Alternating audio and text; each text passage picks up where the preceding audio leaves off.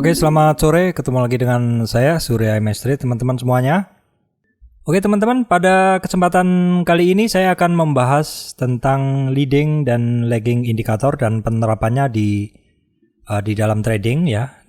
Saya contohkan di dalam trading saya, bagaimana menerapkan leading dan lagging indikator, menerapkannya di dalam sistem trading, dalam trading sehari-hari. Oke, teman-teman, sebelumnya saya sampaikan untuk teman-teman yang baru pertama kali melihat video ini, saya pengelola MS Trade and Investment. Saya mengelola satu channel Telegram ya, masih channel Telegram. Saya belum membuat grup Telegram, saya belum sempat untuk menghandle-nya, teman-teman. Jadi untuk teman-teman yang belum bergabung, silakan untuk bergabung di channel Telegram ini di sini, teman-teman ya. Jangan lupa bergabung di sini. Karena saya sering sharing ya catatan aktivitas trading saya, sharing tentang teknik trading saya, saham-saham apa yang saya ambil, saya trading kan seperti itu. Dan juga bagi teman-teman yang belum subscribe channel saya ya, segera saja subscribe ya, karena saya akan sering upload video-video terbaru. Oke, teman-teman, jadi karena cukup banyak juga yang tanya tentang indikator ya, kenapa kok saya menggunakan indikator seperti yang saya gunakan di OLT saya ya, yang sering saya sharing ke teman-teman itu. Oke, jadi teman-teman gini teman-teman, secara umum sebenarnya indikator itu ada dua, teman-teman ya, leading dan lagging indikator ya, indikator yang memimpin dan indikator yang lebih di belakang atau indikator yang lebih lambat, seperti itu teman-teman ya. Jadi kita sebagai trader itu, kita memprediksi saham pergerakannya dengan menggunakan indikator ya. Mungkin teman-teman yang baru belajar akan memasang banyak sekali indikator. Semuanya dipasang. Ya. Pokoknya layarnya sampai penuh sekali untuk melihat candlestick-nya sendiri tuh sampai susah sekali gitu. Memang awalnya saya dulu seperti itu juga, tapi lama-kelamaan saya hanya menggunakan beberapa indikator saja, teman-teman ya. Oke, teman-teman, jadi secara umum indikator tuh dibagi menjadi dua, yaitu leading indikator dan lagging indikator. Jadi leading indikator adalah indikator yang bergerak, leading, memimpin ya, sebelum harga bergerak atau dia bergerak lebih dulu. Kemudian kalau lagging indikator itu indikator yang bergerak setelah harga bergerak, teman-teman. Kelemahan dan kelebihannya pasti ada, teman-teman. Satunya punya kelemahan, satu punya kelebihan. Jadi di sini langsung saya kupas saja ya. Oke, contohnya ya. Oke, kita kasih contoh dulu ya, biar gambarannya lebih enak seperti itu. Jadi untuk leading indikator yang bergerak duluan, yaitu Relative Strength Index RSI ya, Stochastic, William R, dan OBV on balance volume. Tetapi di sini saya biasanya hanya mendapati trader-trader itu hanya menggunakan stokastik biasanya. Ini secara umum hanya menggunakan stokastik atau RSI ya, RSI. Kemudian kalau lagging indikator itu ada moving average ya terserah ya, Anda mau gunakan 3, 10, 5, 20, berapa? 100, 200 seperti itu. Kemudian moving average convergent divergent MACD ya. Selain itu adalah Bollinger Band. Nah, kalau teman-teman sering mengikuti channel saya hampir tidak menggunakan ini, teman-teman. Leading indikator saya hampir tidak menggunakan. Saya menggunakannya moving average, MACD, kadang Bollinger Band. Lah, banyak yang nanya ke saya, kok menggunakannya lagging indikator semua? Ya memang sebenarnya saya adalah trader yang lebih dibilang ke trader yang lebih lambat seperti itu.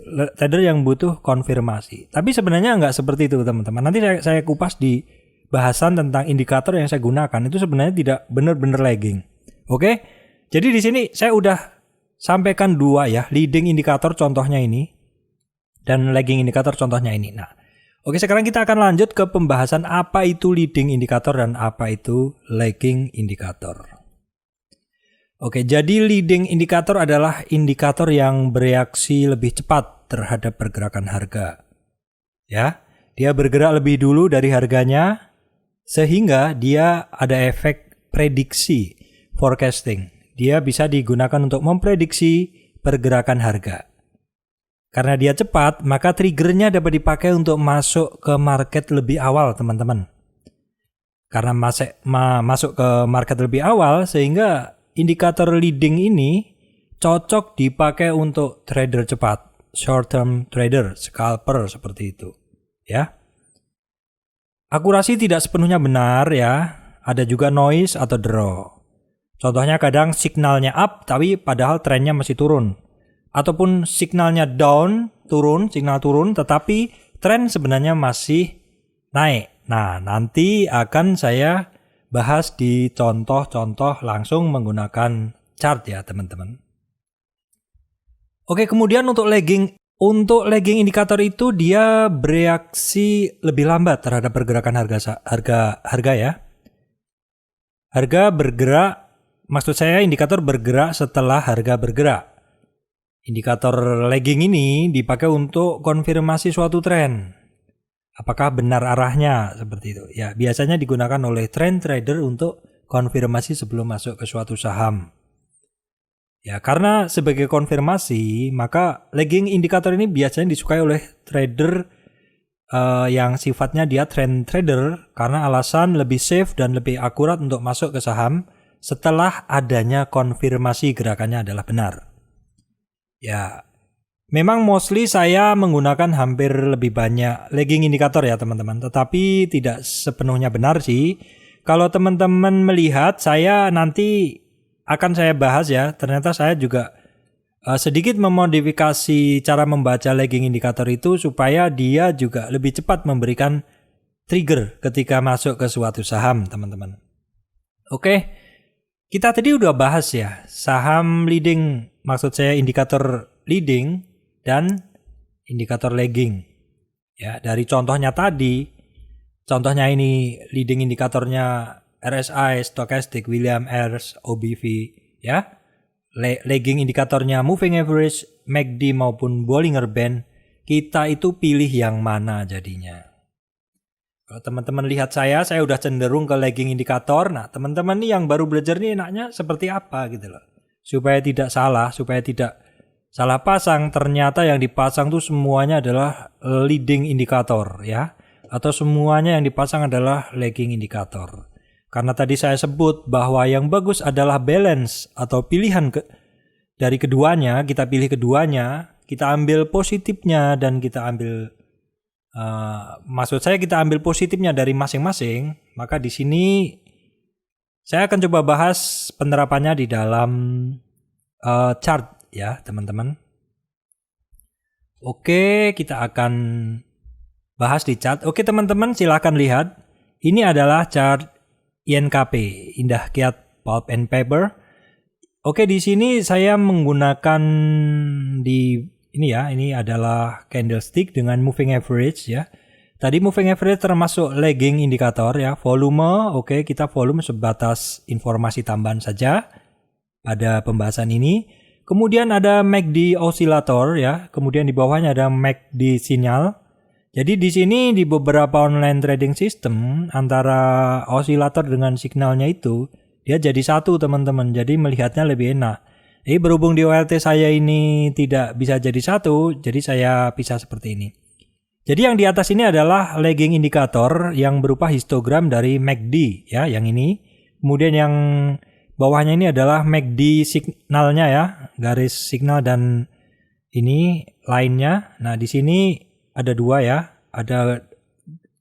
Ini teman-teman yang harus harus tahu adalah ada golden cross kalau menembus dari bawah dan ada dead cross kalau menembus dari atas. Seperti halnya di moving average, kalau yang pendek ini, yang 5, cross up yang panjang, yang 20 itu namanya golden cross ya. Kalau yang pendek ini, yang 5 ini menembus ke bawah, cross down dari yang panjang, yang 20 ini namanya dead cross ya. Sama, itu pengertiannya sama ya. Jadi di sini tadi saya ulang, saya memiliki moving average lagging ya. Saya memiliki MACD lagging, saya juga memasang stokastik di sini di contoh sistem saya ini. Jadi di sini ada laggingnya moving average, MACD, dan saya mengkombinasikannya dengan stokastik. Di sini adalah hal yang mau saya bahas tadi. Oke, bagaimana seandainya kita hanya mengandalkan moving average? Teman-teman perhatikan, di sini di garis vertikal ini saya tadi sudah mengukur bahwa ini saat ini settingnya adalah 3 dan 10. 3 dan 10 dia akan golden cross di sini teman-teman. 3 cross up 10 itu ketemunya di sini. Nah, kemudian 5 dan 20 ini tidak saya cantumkan, tetapi saya tadi udah membuat di sini garisnya. Jadi 3.10 dia memberi sinyal golden cross lebih cepat. 5.20 dia golden cross di sini, alias sudah telat ya, harga udah kemana-mana. Nah, ini adalah contoh apabila kita hanya menggunakan moving average saja teman-teman. Telat sekali. Tapi aman, tapi telat. Ya kalau gerakan sahamnya volatil ya bisa jadi udah naik tinggi baru beli padahal dia udah mau turun seperti itu. Oke teman-teman, sekarang kalau kita lihat, kalau di sini saya menggunakan osilator MACD dan di sini saya menggunakan golden cross MACD. Oke, teman-teman kalau lihat, kalau signalnya golden cross di sini di tanda panah ini jelas juga sudah telat teman-teman, karena dia di sini di titik ini dia baru masuk. Jadi MACD benar-benar telat di titik ini karena golden cross-nya itu sinyalnya udah harganya udah tinggi banget ya. Tetapi apabila teman lihat di sini di golden cross-nya stokastik, ini dia jauh lebih awal teman-teman memberikan sinyal ya. Teman-teman lihat ya. Oke, saya akan next kan. Nah, di sini teman-teman. Jadi di sini teman-teman ya. Ketika perhatikan yang ini dulu ya, jangan yang atas ya. Ketika signalnya dari MACD golden cross di sini, ternyata kalau kita tarik ke atas, itu adalah berada di batasan antara 0, maksud saya berada di batasan antara negatif dengan positifnya atau seberangannya dari MACD. Ya, di sini. Ini udah telat sekali karena dia udah jauh lebih telat dibanding 3.10. Moving average 3 crossing up, moving average 10.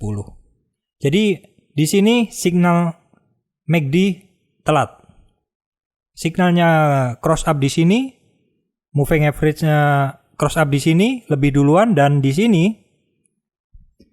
batasan antara histogram area negatif dengan area positif, di mana itu telat teman-teman. Di stokastik ya, stokastik sudah memberikan sinyal lebih awal. Kalau teman-teman yang mengikuti video saya, pasti teman-teman lihat, saya selalu menggunakan bar histogram untuk masuk, bukan signalnya teman-teman ya. Jadi bar histogram ketika dia mulai melemah, maksud saya lembahnya mulai tidak dalam, saya cenderung mulai masuk spekulatif buy. Tetapi candle juga saya lihat ya, seperti itu. Nah, itu saya gunakan. Kenapa? Karena kalau saya menggunakan golden cross dari line-nya MACD biasanya agak telat bagi saya. Karena saya tidak menggunakan stokastik. Kalau misalkan saya menggunakan stokastik, saya akan masuk lebih dulu ketika ada golden cross dari stokastiknya. Tetapi kalau kita lihat sebenarnya antara stokastik ini di sini teman-teman ya, dengan ini ya, dengan mulai membaliknya dari lembah terdalam ke positif ini, mulai membaliknya histogram ini sebenarnya hampir sama. Jadi di sini stokastik dengan pembalikan dari lembahnya MACD ini hampir sama. Ini saya gunakan seperti itu. Nah, oke teman-teman. Nah, sekarang saya tadi kan udah membahas kira-kira bagaimana cara menggunakan keduanya ya, menggunakan leading indikator dipadu dengan lagging indikator ya. Caranya adalah jadi begini teman-teman. Untuk masuk itu teman-teman bisa menggunakan leadingnya. Nah, kalau teman-teman pengguna stokastik, leadingnya itu Anda gunakan untuk masuk ya. Ketika ini di garis biru ini, dia oversold teman-teman. Di area oversold. Jadi di stokastik ini ada batas ya. Ini di sini setting oversold maupun overbooknya bisa kita atur ya, 20 atau 80. Kalau 20 di sini, di bawah 20 sampai 0 tuh dia oversold, udah jenuh jual ya. Jenuh jual biasanya dia akan naik.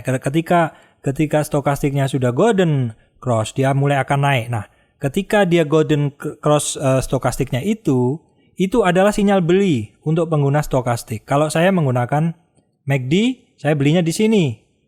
MACD osilator histogramnya ya teman-teman. Kalau menggunakan cross up dari signalnya telat teman-teman. Jadi kalau teman-teman pengguna stokastik masuknya di sini. Kalau saya menggunakan MACD masuknya di sini, hampir bersamaan. MACD-nya tapi saya menggunakan yang histogram, bukan MACD yang sinyal ya. Nah, ketika dia sudah naik, kita sudah positioning, sudah membeli, spekulatif buy. Itu kira-kira di sini teman-teman. Jadi itu kira-kira di sini ya. Jadi di area sini kita udah positioning berdasarkan sinyal dari stokastik. Kita udah beli dari stokastik. Nah, kemudian kita lihat ya, stokastik di sini dia udah masuk area jenuh beli teman-teman. Di sini jenuh jual, di sini jenuh beli. Lah jenuh beli itu sebenarnya kalau kita lihat dia masih di sini teman-teman. Dia turunan dalam, breakout ya, naik, dia konsolidasi di sini. Harga konsolidasi di sini. Nah, kalau kita pengikut aliran tanpa indikator, hanya volume dengan harga saja, kita di sini belum akan jual teman-teman. Kenapa? Ya karena kita memang tidak berdasarkan indikator, kita melihat price action aja. Ini harganya kan konsolidasi setelah breakout. Itu tidak ada masalah kita nggak jual. Karena bagi trader tanpa indikator itu kadang dia memang jauh lebih murni ya, tidak terpengaruh oleh sinyal-sinyal dari indikator gitu. Namun seandainya Anda menggunakan indikator stokastik, tentu di sini Anda udah keluar sinyal duluan karena dia leading indikator, dia bisa keluar sinyal jual duluan. Padahal kalau pengguna lagging indikator MACD, dia di sini justru nambah teman-teman. Nambah karena kan terjadi penyeberangan dari area 0 ke area positif. Saya kan sering cerita kalau saya di sini spekulatif buy dengan histogram MACD, saya di sini nambah teman-teman. Ya. Kemudian breakout lagi nambah di sini ya. Kalau hanya mengandalkan stokastik saja di sini udah jual teman-teman. Di sini jual sudah. Di sini jual. Jadi kalau kita akan menggunakan manfaat stokastik untuk masuk lebih cepat dan dipadu dengan lagging indikator MACD, nah setelah kita beli maka keluarnya adalah kita menggunakan lagging indikatornya atau MACD-nya. Setelah kita beli dengan leading indikator, jualnya kita menggunakan MACD indikator. Jadi MACD belum ada sinyal jual, ya terus aja disimpan seperti itu. Nah, selanjutnya sepanjang MACD bermain di area positif itu saya biasanya masih hold. Secara tren dia masih bagus. Ya, terus walaupun di sini di stokastiknya bolak-balik ada overbought, oversold. Kalau saya gunakan dari yang fast stokastik ini, maksud saya stokastik ini, maka akan banyak sekali draw. Makanya itu saya gunakan hanya sebagai trigger awal aja. Untuk selanjutnya saya hanya menggunakan lagging indikator atau MACD aja. Nah, ketika dia banyak bermain di atas 0, itu adalah hold teman-temannya, itu adalah buying side. Apalagi teman-teman di sini lihat ini breakout disertai volume teman-teman, dan breakoutnya ini adalah resistan kuat ya. Di sini ya. Di sini konsolidasi sebentar mendekati MA 200, dijebol dengan volume, dan setelah itu ya INKP masuk di area bullish area. Seperti yang saya jelaskan di video sebelumnya, di atas MA 200 itu adalah titik penting. Jadi sudah masuk dengan menggunakan leading indikator, lalu mengawal harganya dengan menggunakan lagging indikator. Jadi dari situ kita tidak terkena sinyal palsu dari leading indicator atau indikator cepat teman-teman ya, karena kita memadukannya dengan lagging indikator. Ya, lagging indikatornya seperti yang saya sebut tadi. Teman-teman bisa menggunakan macam-macam ya, tidak harus seperti yang saya gunakan. Saya menggunakan moving average MACD saja bisa. Kalau teman-teman mau menggunakan Bollinger bisa, atau yang lainnya beda dengan saya bisa. Yang pasti untuk masuk menggunakan leadingnya ya, untuk konfirmasinya menggunakan laggingnya. Nah, itu adalah strategi bagi kita ya untuk masuk lebih cepat dengan menggunakan leading indikator, dan untuk menjaga supaya tidak kena draw, maka konfirmasinya adalah dengan menggunakan lagging indikator. Kira-kira demikian dari saya, Surya MS Trade, teman-teman. Semoga video saya ini memberikan manfaat untuk teman-teman semuanya. Bagi yang belum jelas silahkan untuk kirim pesan ke saya ya, di komentar ataupun di Telegram ada kontak yang bisa teman-teman gunakan untuk kirim pesan ya. Baik, demikian dari saya Surya MS Trade. Teman-teman jangan lupa untuk join di MS Trade ya. Jangan lupa juga untuk subscribe, like, dan share video-video dari MS Trade and Investment. Oke, terima kasih teman-teman.